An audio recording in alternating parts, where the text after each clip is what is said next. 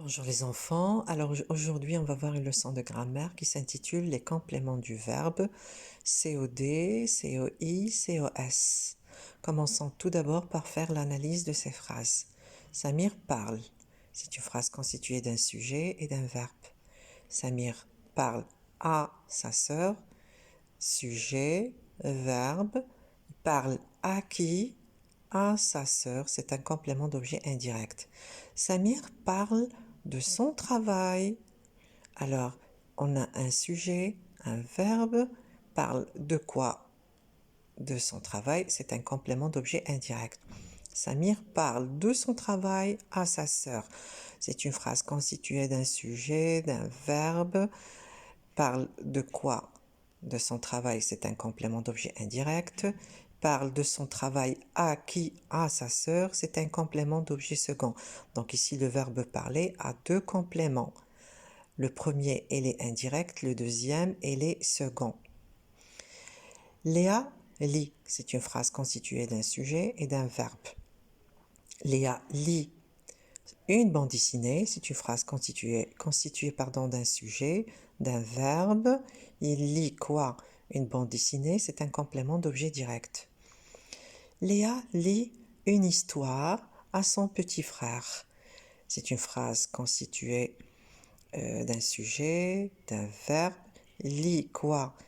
Une histoire, c'est un complément d'objet direct. Elle lit une histoire à qui? À son petit frère, c'est un complément d'objet second. Donc ici, on a le verbe lire qui a deux compléments. Le premier, il est direct et le deuxième, il est second. Alors, nous pouvons résumer ce qu'on a vu dans les exemples suivants de la façon suivante. Donc, on a le COD, comme ses initiales l'indiquent, on a C pour complément, O pour objet, D pour direct. Alors, c'est un complément essentiel, on ne peut pas le supprimer, on ne peut pas le déplacer. On l'appelle direct, pourquoi? Parce qu'il n'y a pas de préposition entre lui et le verbe. Regardez ici, Léa lit une bande dessinée. Donc il n'y a pas de préposition. Le complément est placé juste après le verbe.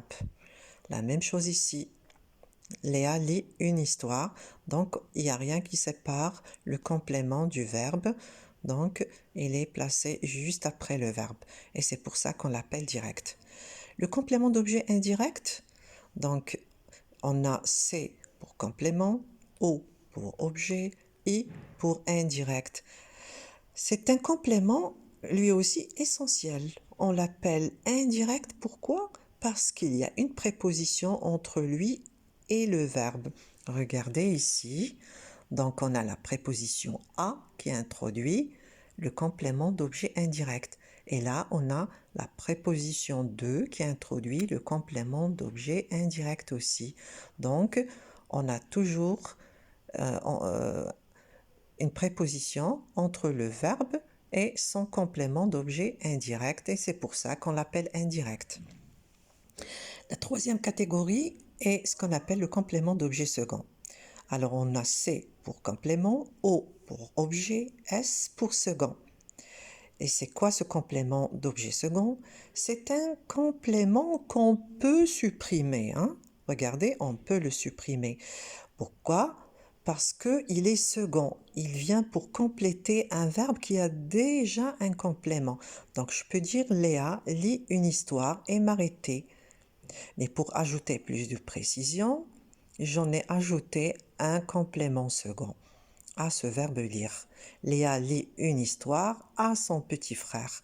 Donc ici, le complément d'objet second est utilisé pour compléter un verbe qui a déjà un complément. Alors, maintenant, on va voir la suite. Alors, le complément d'objet peut être quoi? Il peut être un groupe nominal. Comme dans l'exemple suivant, le loup mange la chèvre. La chèvre, c'est un groupe nominal et qui a la fonction d'un COD. Un complément d'objet peut être un nom propre. Cette affaire inquiète Léa. Léa ici est un nom propre et il a la fonction d'un complément d'objet direct. Un complément d'objet peut être un verbe à l'infinitif.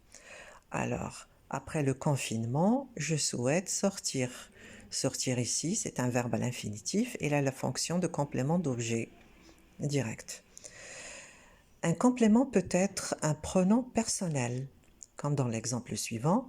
J'ai mon ami Iman, je la trouve gentille. Donc ici, pour éviter la répétition de mot Iman, on a utilisé le pronom complément la.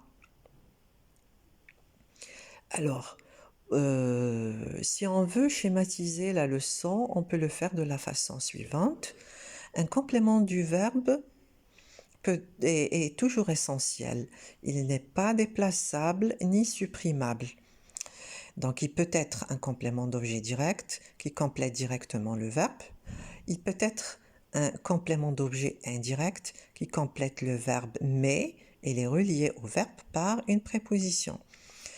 Il peut être un complément d'objet second et celui-ci, il complète un verbe qui a déjà un complément, comme ce qu'on a vu dans les exemples. Alors le complément d'objet peut être un groupe nominal, un nom propre, un verbe à l'infinitif ou bien un pronom personnel. Toutefois, il faut signaler que le pronom complément est toujours placé avant le verbe, à ne pas confondre avec les déterminants qui se placent toujours avant les noms. Donc voilà tout ce qu'on avait à dire à propos du complément du verbe. Je vais vous envoyer la leçon à recopier sur le cahier rouge et je vais vous demander aussi de faire les exercices sur votre cahier bleu. Je vous dis au revoir et à la prochaine leçon, Inch'Allah.